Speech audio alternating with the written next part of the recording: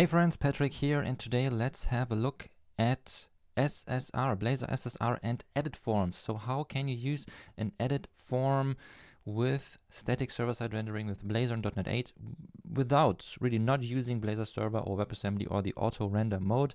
Again, there's a lot of confusion about that, I think, as far as I can tell from your comments under my YouTube videos. So let's have a look at specifically EditForms with Blazor static server-side rendering, Blazor SSR, because you can already do a lot with that, but there are some pitfalls. So as you can see here, I already have an application running here. This is, again, a video game, or at least a form where you can create video game characters.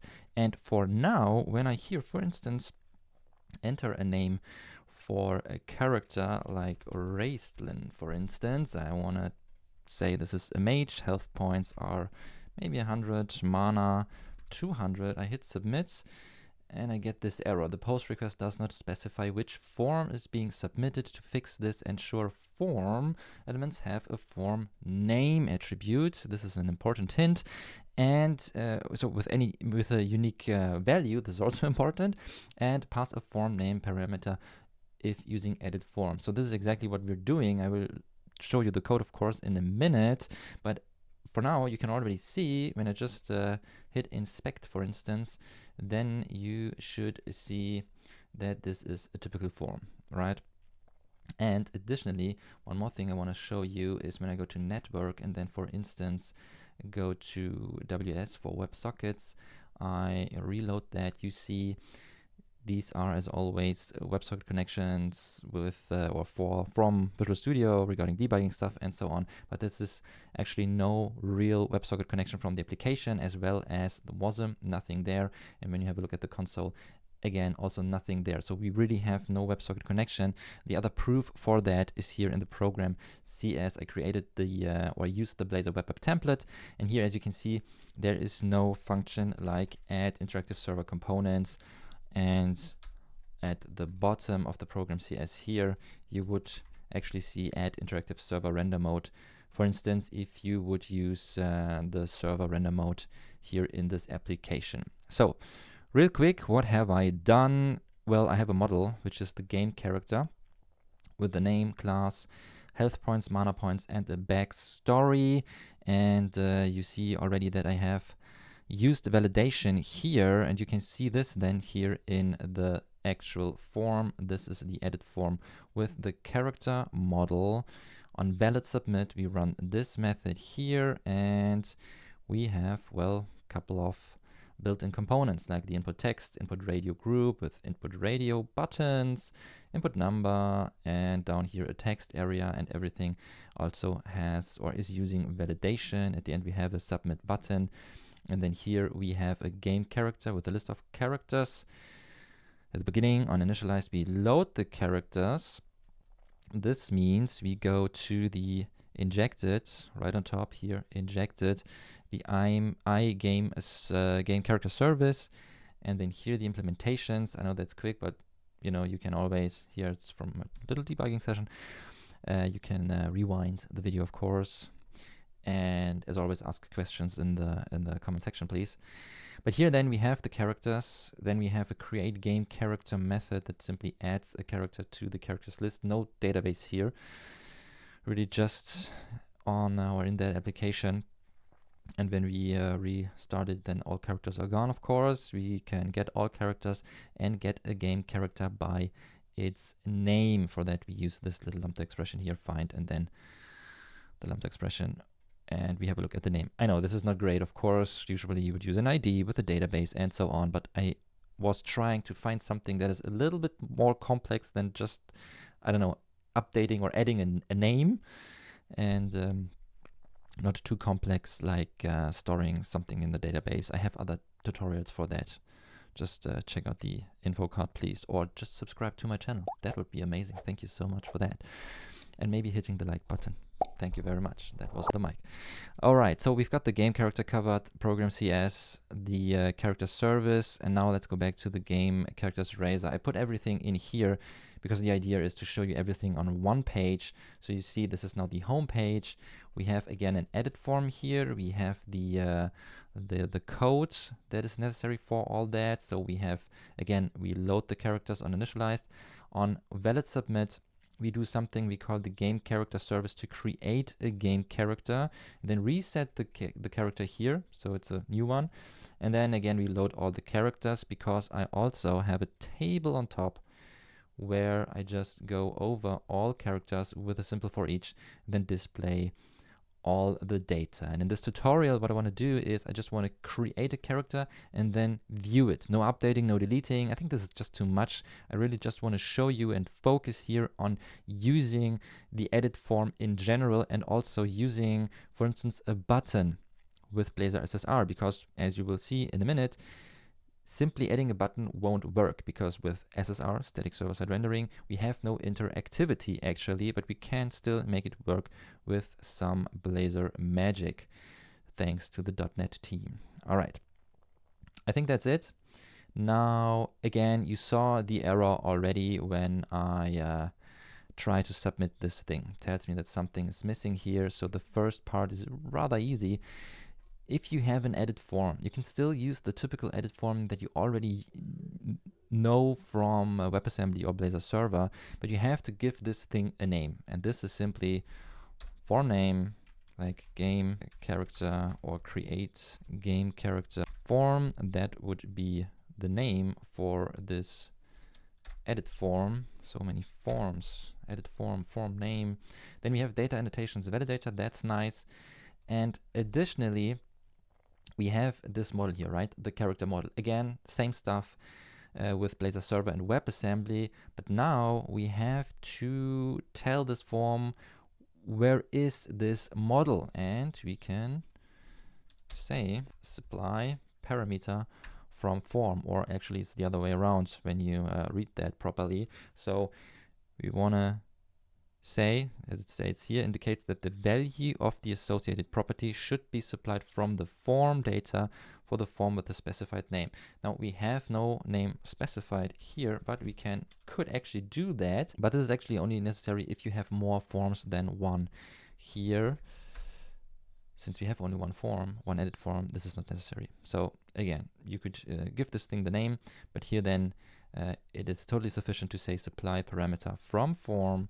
And then here we still, although we only have one form, we have to specify the form name here. Now I would say we just try that. Let's restart the application. Again, you see here in the console nothing is happening, so I can close this actually. And now here, let's say again, we have Raistlin, for instance. This is a mage. Health is now, let's say he has 200, mana also 500. Backstory is great mage. And now when I hit submit, oh, validation is working. Isn't that nice? So health points must be between 0 and 100. Mana as well. So I think he's a mage, so mana is 100, but maybe the HP only 50. Same thing here when I just don't enter a name is required. All right, so this works. And now when I hit submit, we see Raistlin is here. He's a mage with 50 health points, 100 mana, and he's a great mage. Full stop. So now what happens with another one, for instance, Frodo, who's a warrior, of course, 100 health points, 10 mana. Let's say he's a decent warrior. All right, so now hit submit. We see here's our warrior. Great. And when I refresh this, it wants to resubmit the form. But what I can also do to refresh this is I can go back to the weather and then, or go to weather page and then back to the home page. And then here we see data is still there.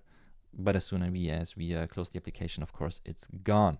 So anyways, this already works. But now the thing is, what if I want to display the characters here in the form again? I want to see the details. For instance, I would leave the backstory here or remove it here from the table, and then I want to see that. So typically what you would do is back to I'm already here, of course.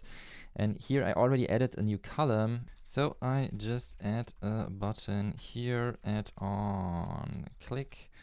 I want to call a function with a parameter. So we use this lambda expression here, view character, and that'll be the character with the specific name. Again, You would rather do this with an ID actually, but I think again for this tutorial this is totally sufficient. We say view, and here also give this thing a class like button primary bootstrap stuff actually here, and this should work, right? So now we can call the view character method, and here it says get game character by name, and only set the value if this thing is not null. All right, so now again Frodo warrior, let's just leave it at that.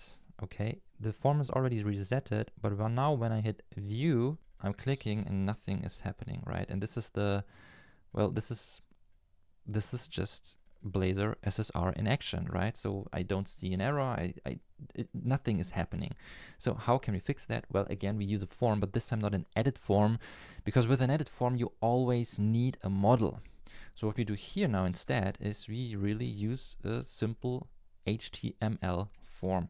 And this would look like that. So we have the form here. We specify the method, which is post, and we call onSubmit. So here now we can actually grab this stuff, put this here, and maybe in a new line say instead of click on submit, because we're actually submitting a form now. And we also have to give this thing a name, similar to the edit form. So form name with an of course. And here again, we can say, for instance, view character button. All right, that's already our form. We also need an anti-forgery token. This is important here with Blazor SSR. So don't forget that, you just have to do it. And then again, the button now, this can simply be that stuff. So let me just paste this here. And we also set the type to submit. All right, so this is the change. We have a form now instead of just the button with an anti-forgery token, and we set instead of onClick on submit, but the code here is actually exactly the same, and we give this thing a name. This is important because similar to the edit form, this form also needs a name. So Blazor knows what form this is. Let's just restart that thing and go back. And now I'm not sure about that. Yep, now it's already working. Great. And we also have still the character here available due to some reloading magic. All right, so Frodo is here. But now what happens if I now say again, I want to add Raistlin. Again, he's a mage. 50-50 for instance, hit submit, still works. But now when I want to display Raistlin again, then we get this error here. There's more than one named submit event with the name view character button. Ensure name submit events have unique names or are in scopes with distinct names. The following components use this name. So we even see, okay, main layout game characters, this is the page with the error. And view character button, there is something about the view character button. Well, similar to the edit form, this thing has to be unique. And as you can see now, since we're using a for each here with a couple of characters, we have several forms with the same name. But there's actually an easy fix to that. So what we can do is again use a crazy syntax. So here now, what I'm doing is I just say, since I have the name or maybe even an ID available of that character, that unique character, that I can just say, okay, give me here actually also the name. Of course, if I have a couple of or two characters with the same name, then again, it won't work. But I think you get the idea, right? So here now with view character button and then the character name, we can again restart the application and probably have to go back to the weather page, go back here. Okay, now the character is gone. And now here, now I knew why we had the character, because of the form action. The form action was submitted, or the form was submitted again, and that's why we had Frodo when we reloaded the application. That's why. All right, so now when we clarified this, we can again add Frodo here. He is a warrior with 100 health points, 20 mana, has a ring. submit, and here Raistlin mage 2000 has a wand. Maybe we submit this, and now drum roll, view Frodo, it is working, and it's setting the warrior class, the health points, and so on. And the same for Raistlin. We have the mage here, backstory is there. Awesome. That's it. All right, for now. There are things I could also show you like an enhanced navigation when you don't want to lose the scroll position. For instance, when I go here, see that I scroll down, go to view, it's going back up because we're actually doing a post. But if you're still watching, let me tell you how you fix that. You simply add data and then enhance, save that, restart the application, and again we have to go back to the weather, for instance. Now home, Frodo, warrior, submit, view, saw that. Now Raistlin, mage, submit, so we have more. Now I am down here now, hit view, still same position, right? That's it. This is the easy fix. And for the edit form, now let's say we are adding an archer here like that, and I hit submit, we're going back up. Saw that, and with the edit form, there's also an easy fix for that. So we scroll a bit further down and simply say here, enhance. Magic, that's it. All right, so now restart the application and we again have to go back. Nope, it's working. All right, you see that form was submitted again. Great stuff. So now Frodo, warrior, 50-50 this time, didn't jump. Pay attention to the scroll bar. We have a little bit of scrolling here. Submit, scroll bar is still in the same position. One more time, Raistlin, mage, could do that all day. Same position. Isn't that nice?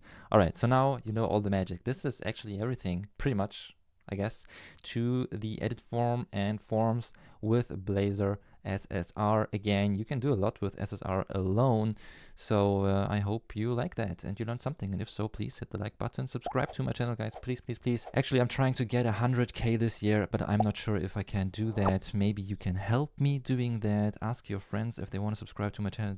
This would really help making more videos for you guys. So thank you very much for that. And maybe you want to support me on my Patreon page. Thank you so much to all my patrons already. I love every single one of you. And then again, I can only say thank you very much for watching, and I hope I see you next time. Take care.